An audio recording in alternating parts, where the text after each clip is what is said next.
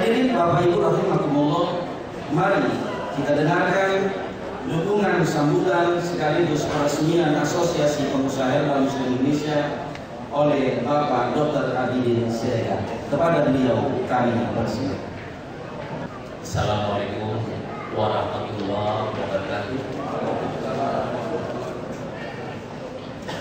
Alhamdulillahirabbil alamin. Wassalatu wassalamu ala asyrofil mursalin wa ala alihi washabbihi ajmain. Yang saya hormati Bapak-bapak dan Ibu yang hadir pada kesempatan ini, sama-sama mari kita menyampaikan puji syukur kepada Allah Subhanahu wa taala. Sembari kita sampaikan salawat dan salam kepada junjungan kita Nabi besar Muhammad sallallahu alaihi wasallam. Semoga dengan syafaat beliau kita bisa kembali nantinya dalam keadaan sebaik-baiknya. Ibu dan Bapak sekalian yang saya hormati, saya merasa sangat tersanjung diminta untuk meresmikan. Saya pikir tadi sudah ya, Pak Mulyadi sudah melakukan itu. Saya hanya tinggal menggenapkan saja dan memastikan bahwa pemerintah merasa berbahagia, bangga bahwa salah satu kearifan dunia yang diamanatkan Allah kepada kita bisa kita pelihara dalam bentuk aktivitas seperti ini. Ini adalah bahagian daripada ibadah kita sebagai umat kepada beliau, kepada Allah Subhanahu wa taala. Saudara-saudara sekalian, saya ingin sekali menyampaikan sebanyak mungkin informasi sehingga bisa menjadi satu acuan bagi kita bersama.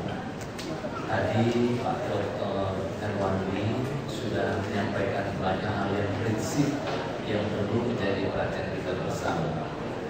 Prinsip-prinsip ini tidak bisa tidak, harus kita pegang. Harus kita pegang. Risikonya ada dalam dunia yang global ini. Ada risiko, dan risiko itu harus dipertimbangkan baik-baik.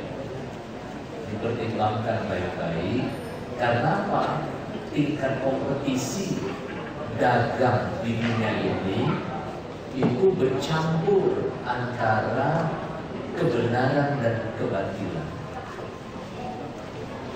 Itu tantangan kita. Karena itu berbahagialah kita tadi sudah dapat tausiah dari beliau, kemudian sambutan yang sangat bernas dari Ketua Majelis Syuro Pak Mulyadi, kemudian tadi mendapat gambaran posisi strategis dari Pak Mirsa, Wakil Sekretaris Jenderal Majelis Ulama Indonesia. Saya akan menambahkan saja, mudah-mudahan bisa menjadi semangat dan perhatian kita bersama. Yang pertama, apresiasi saya bahwa kalau kita ingat masuknya Islam ke Indonesia beberapa abad yang lalu, itu bukan berawal dari menyebarkan agama, tapi merupakan aktivitas perdagangan dunia. Jadi bangsa Arab itu sangat terkenal di dalam perdagangannya.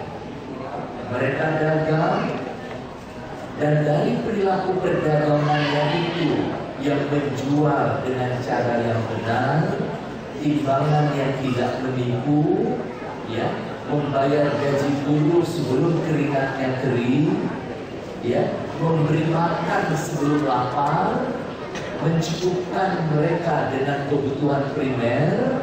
Akhirnya itu mendatangkan pertanyaan bagi masyarakat kita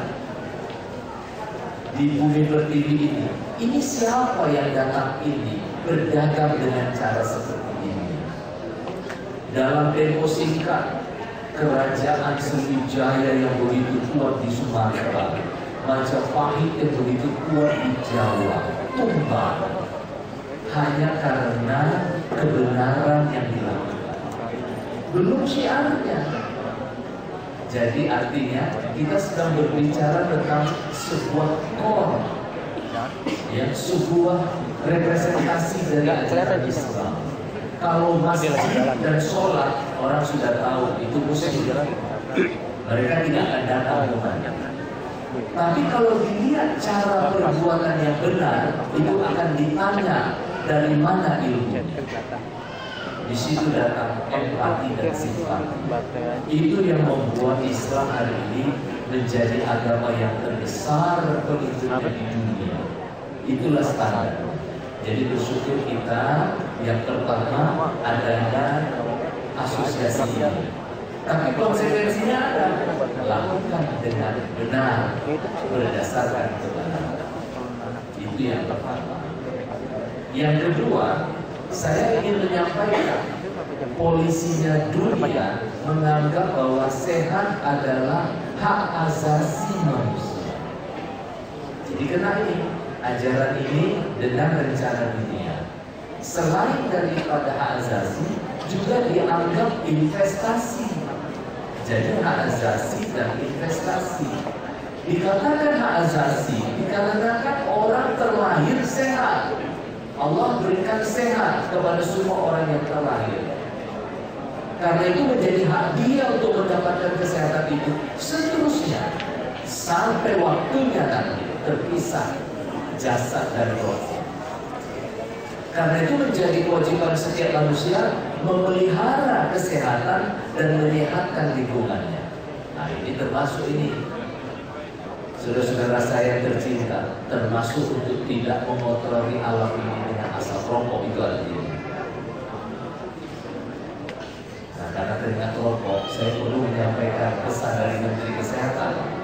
Dari jam 6 pagi tadi sampai jam 6 besok pagi ada 1056 orang meninggal dan dikebumikan karena akibat rokok dan asap rokok. Subhanallah.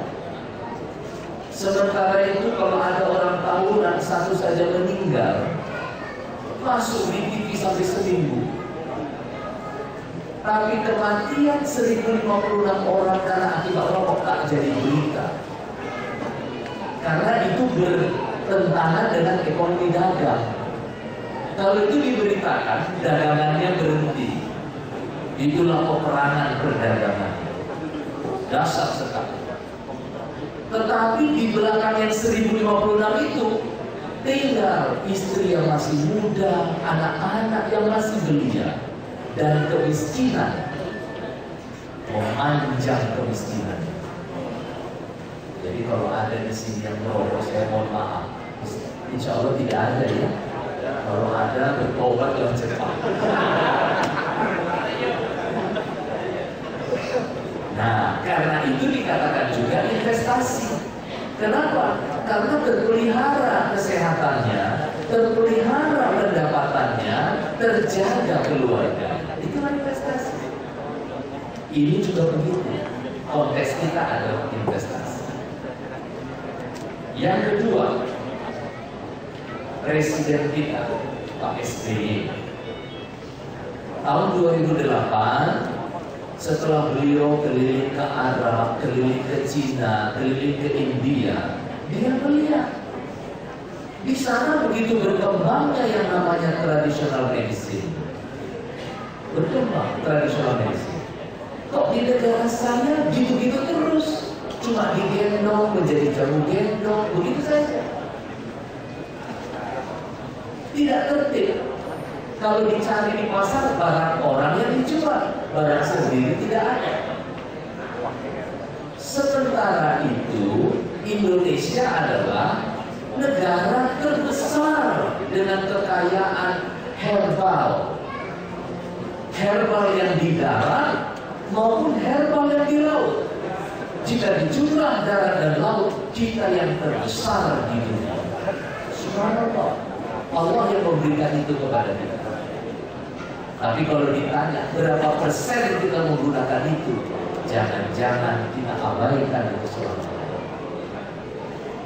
Malah rame-rame kita mencari pengobatan Changjiang, Tongfang, segala macam.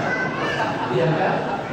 Yang berani mengatakan, saya setelah berobat kemana-mana, tentu saja tidak dia katakan ke dunia dan akhirat.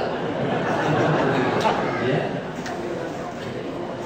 Namun setelah saya berobat di sini hanya dengan 2 paket saja, coba, luar biasa, mencuri ilmu Allah dengan cara yang sama. Dan begitu, itu menyesatkan.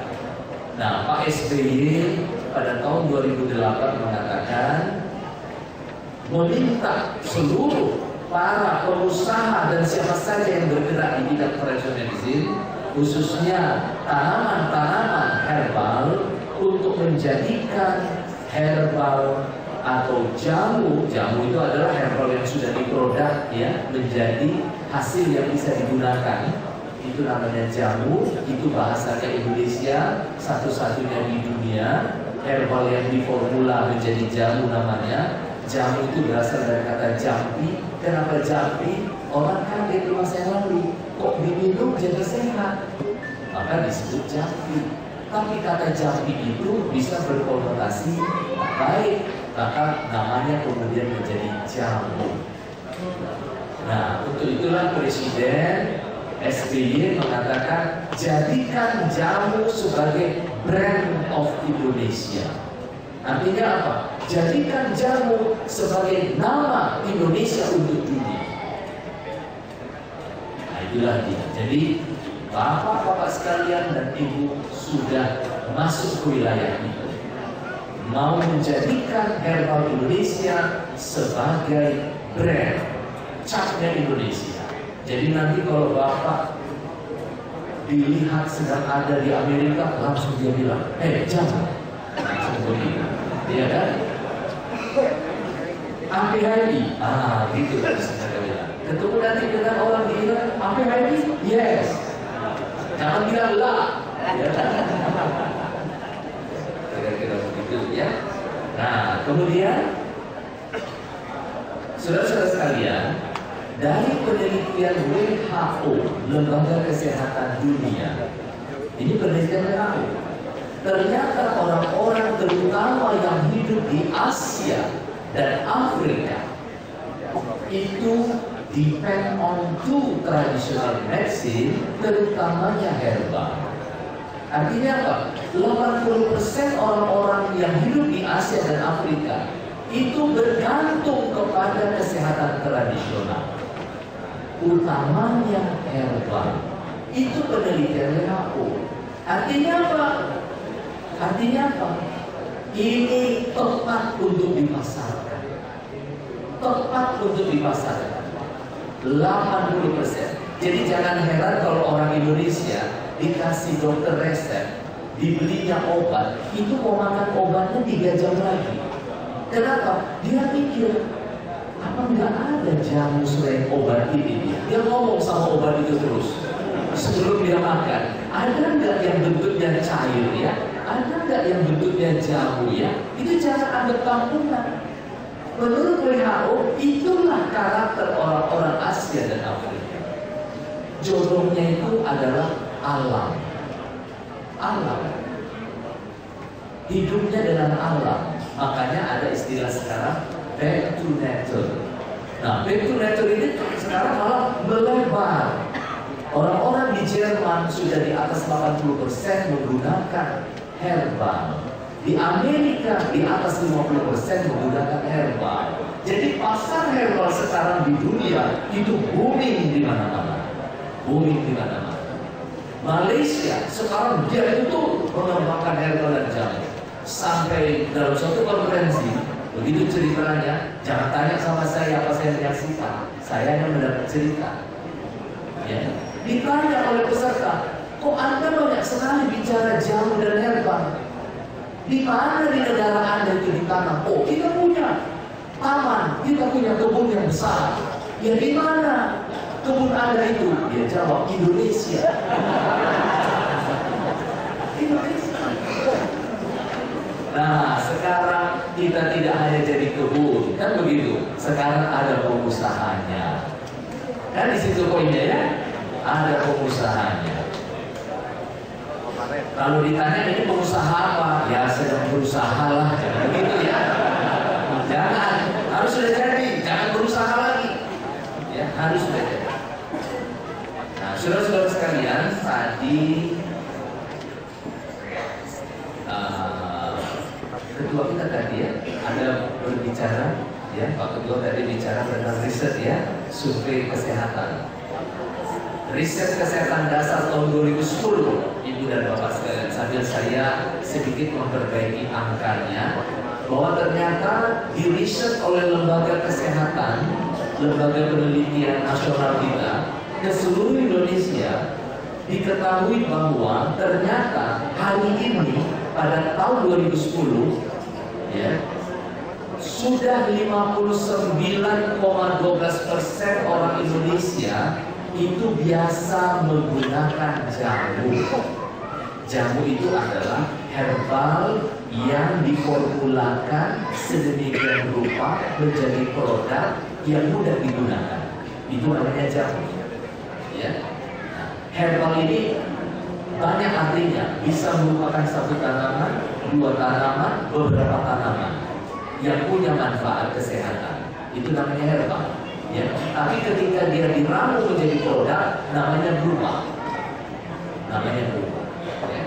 Nah, jadi Riskesdas mengatakan 59,12% orang Indonesia itu sudah biasa sehari-harinya menggunakan jamu. Ketika ditanya sampai sejauh mana manfaat jamu yang Anda gunakan itu, ternyata 95,60% menyatakan sangat bermanfaat. Sangat bermanfaat. Nah, Ibu dan Bapak sekalian yang saya hormati, kebijakan Kementerian Kesehatan yang diamanatkan kepada saya dan teman-teman saya di sini, ya, itu meminta supaya integrasikan tradisional ini tersedia di rumah sakit dan puskesmas di seluruh Indonesia. Nah, itu targetnya. Kita punya 1.400 lebih rumah sakit. Kita punya 9.426 puskesmas di seluruh Indonesia. Tapi pakai target, dibatasi sekian persen dulu. Karena pengusaha baru dibentuk ini. Bahan belum ada di mana-mana. Ya kan, kalau sempat kita katakan tersedia di puskesmas dan rumah sakit, dia tanya bahannya mana. Pemerintah pun sadar diri, baru sekarang mikirnya. Maka itu saya sangat apresiasi Pak Mulyadi adanya ini. Ini akan mempercepat progres pemerintah untuk mengintegrasikan layanan tradisional tersedia di rumah sakit dan di puskesmas. Ini poin penting Pak. Ya. Jadi mulai hari ini sudah ada ini roadmap-nya ini, agenda kerjanya mau buat apa, ya. Nanti saya akan usahakan membuka pikiran teman-teman sekalian. Jadi kalau 59,12% yang sudah menggunakan mengatakan 95,60% bermanfaat, artinya semua herbal ini bermanfaat 95,60%. Logikanya, ya, apa yang sudah dicapai dengan 59,12% itu baru kerjaan mbok jamu gendong sama mam jamu dorong, baru kerja mereka itu. Kita belum ikut yang di ruangan ini. Seandainya Ibu dan Bapak ikut, rumah sakit menyediakan, puskesmas menyediakan, 59,12% itu akan naik terus jadi 60, 70, 80, 90, 100, sehingga semua orang Indonesia menggunakan herbal. Kenapa tidak? Kalau hasilnya 95,60%, artinya apa? Inilah jalan untuk sehat. Di situ poinnya. jalan untuk sehat. Ibu bapak sekalian, Allah melahirkan kita sudah sehat. Dalam ilmu kedokteran modern, katanya sebenarnya umur kita ini, ya, jika kesehatan awal itu kita jaga, kita ini bisa mendapat hidayah berumur di atas 100 tahun. Di atas 100 tahun, 120 tahun. Beberapa negara berhasil mencapai angka-angka itu dengan memperbaiki pola hidup dan konsumsi. Bisa. Indonesia hari ini sudah wafat di umur 63 sampai 65 tahun. Kalau ada di atas 65, alhamdulillah. Kalau ada yang belum 65, siap-siap saja. Ya. Siap-siap. Siapkan bekal. Ya kan? Nah, cita-cita di setiap negara adalah umur harapan hidup, bukan angka kematian, angka kelahiran. Jerman menjanjikan kepada rakyatnya berusia sampai 90 tahun. Amerika Serikat 87 tahun, Jepang 85, Singapura 83, Malaysia 80, Indonesia 72. Itu sesuai dengan kemampuan. Tapi kalau kita lihat angka riset, ternyata kita sudah habis sebelum 65. Artinya apa itu? Berarti upaya kesehatan kita belum optimal. Kan itu kata kuncinya ada di situ. Belum optimal.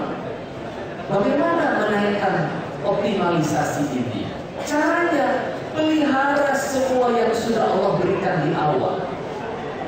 Berikan. Dulu pembuluh darah kita itu begini, bulat. Darah itu lancar. Tapi setelah kita hidup beberapa puluh tahun, punya duit, makan seenaknya, bakso di mana, miso di mana, indomie di mana, makan, ini pembuluh darah makin kecil terus. Sampai suatu hari setelah 30-40, jantung capek memeras darah supaya lewat di semua pembuluh darah itu. Tensi pun naik. Hari ini Indonesia dewasa 70% lebih sudah hipertensi. Hari ini dewasa Indonesia di atas 70% sudah hiperkolesterolemia, lebam di dalam pembuluh darahnya. Hari ini di atas 60% sudah diabetes. Pertanyaannya sekarang, siapa lagi yang sehat di ruangan ini? Tidak ada, tidak ada. Tinggal menunggu kejadian aja. Bisa karena klakson mobil di samping mati dia. Bisa. Atau mendapat kabar yang tak jelas, wafat dia. Saya beberapa hari ini terus mendengar kabar wafat umur muda. Kan kita selalu pergi ke makam, ya, pergi ke makam, ke kuburan, jangan langsung balik. Lihat itu batu nisan itu. Yang lahir-lahir tahun berapa itu? Muda-muda, Pak. Muda-muda. Mau mengandalkan dokter? Tunggu dulu. Undang-Undang 29 tahun 2004 tentang praktek kedokteran. Ada 3 syaratnya untuk berobat kepada dokter. Yang pertama, ada keluhan yang jujur disampaikan. Karena ada keluhan tak jujur mereka. Ada maksud tertentu dia, ya kan? Satu. Yang kedua, bertemu dengan dokter atau dokter yang menerima itu kompeten dengan penyakit daripada pasien. Jangan pula yang dipermasalahkannya mata perginya ke dokter kebidanan, itu dia kompeten. Walaupun spesialis namanya, tidak kompeten, tak boleh. Itu contohnya. Dan yang ketiga, mereka berdua bersepakat tentang apa yang akan dilakukan oleh si dokter. Caranya bagaimana? Si dokter harus memberikan info kepada pasiennya dengan jelas. Tujuannya apa? Mendapatkan concern, persetujuan dari pasiennya. Kalau si dokter sudah menjelaskan, si pasien masih diam, menurut undang-undang dokter berkewajiban untuk menjelaskan yang kedua kali. Itu sekarang ini tidak boleh sembarangan. Kalau dulu sudah naik ke atas, turunkan celana. Sekarang tak boleh. Undang-undang paradigma baru, tak boleh. Dan harus hati-hati. Hati-hati. Ini tentu saya sampaikan supaya kita pun nanti berperilaku seperti itu dan boleh menegur dokter kalau tidak melakukan cara seperti itu. Nah, jika 2 kali dijelaskan juga tidak mengganggu memberikan persetujuan kepada dokter, maka dokter harus memutuskan hubungan dengan mengatakan, baik ibu, baik bapak, silakan pergi ke dokter lain. Tak jadi pasien. Tak jadi pasien. Silakan nanti saya beri catatan dari apa yang saya temukan. Sudah pergi. Tapi kalau nanti si pasien mengatakan, baik dokter, sekarang saya sudah mengerti apa yang dokter rencanakan dan saya paham, silahkan kerjakan. Itu namanya consent. Makanya namanya informed consent. Baru dokter boleh bekerja.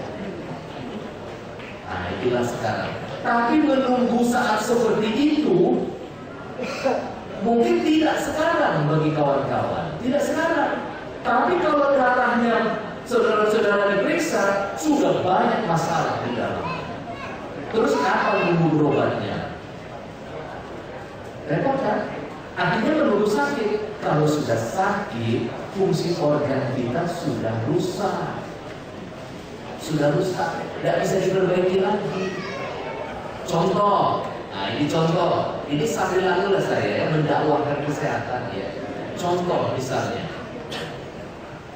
65% lebih ya orang sekarang kena diabetes. Setiap 10 detik, 10 menit ada satu yang meninggal.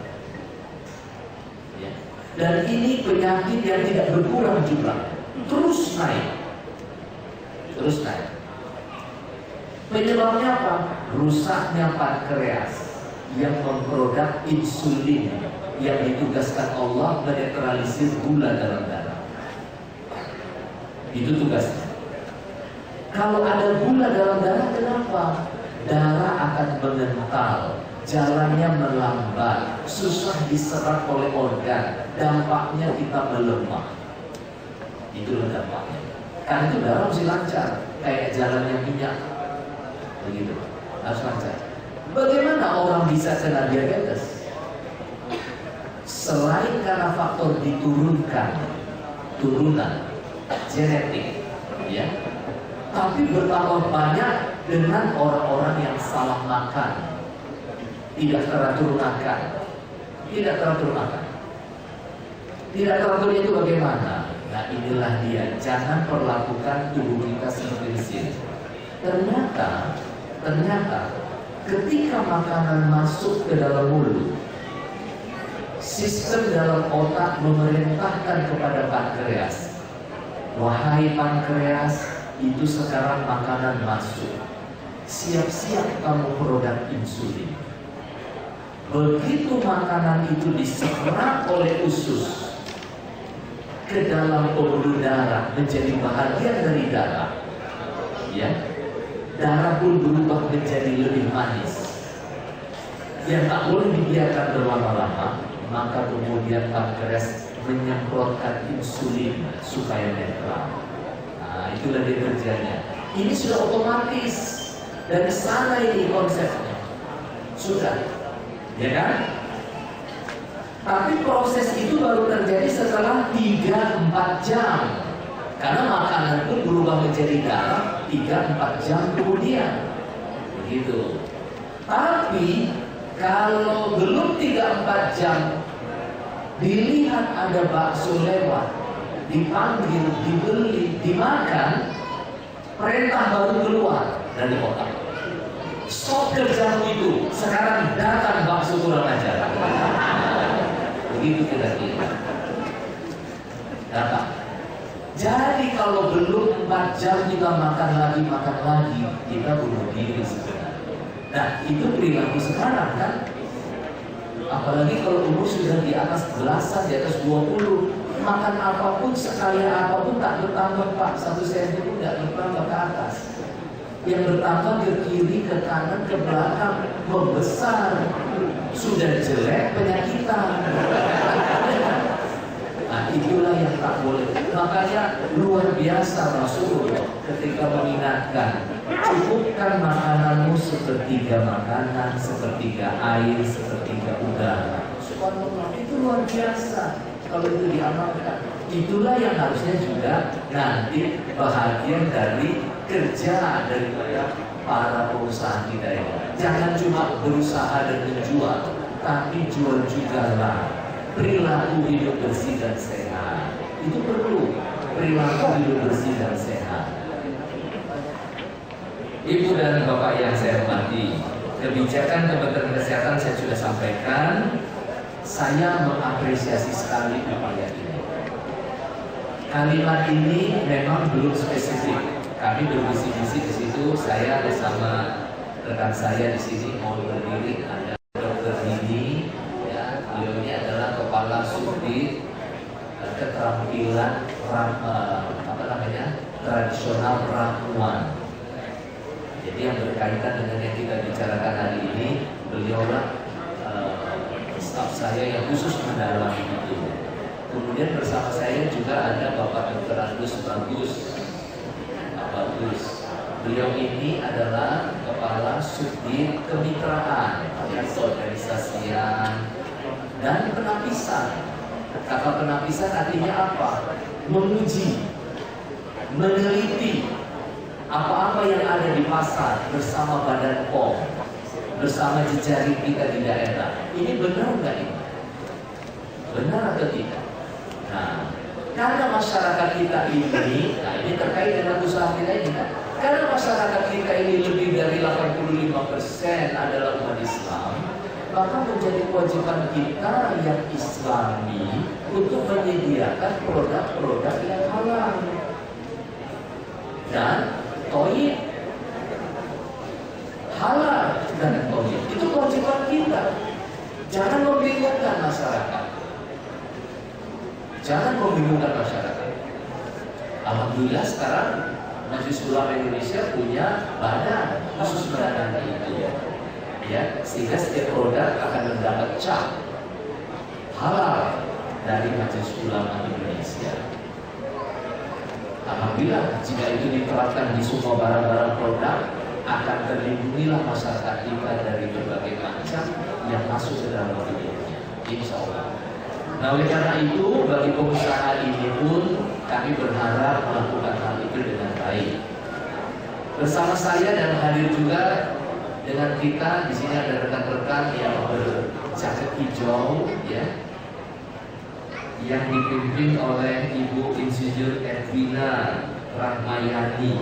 Mohon berdiri Ibu dan kawan-kawan yang jaket hijau. Nah, ini adalah organisasi namanya Aspetri, bukan pegawai Detkes ya. Beliau ini adalah otonom, sama dengan APHMI ini, sama ya. Kalau APHMI kepanjangannya Asosiasi Pengusaha Herbal Muslim Indonesia, mereka Aspetri, Asosiasi Pengobat Tradisional Ramuan Indonesia. Nah ini kalau ketemu pengusaha herbal dengan pengobatnya, sudah ada jalan ini, ya kan? Ada yang mengusahakan produk, ada yang menggunakannya di pelayanan, kan gitu. Saya tinggal di tengah, membuat iklim semuanya bisa berjalan dengan baik dan lancar. Mudah-mudahan begitulah kita ke depan, dan insya Allah niat bapak-bapak dan ibu sekalian ini mendapat ridho Allah Subhanahu Wa Taala, dan rakyat dan masyarakat Indonesia bisa hidup lebih baik di masa yang datang, mendapat usia yang barokah, sehat ibadah, demikian juga seluruh keluarga kita. Demikian, terima kasih atas kesempatan ini. Wabillahi taufiq wal hidayah. Wassalamualaikum warahmatullahi wabarakatuh.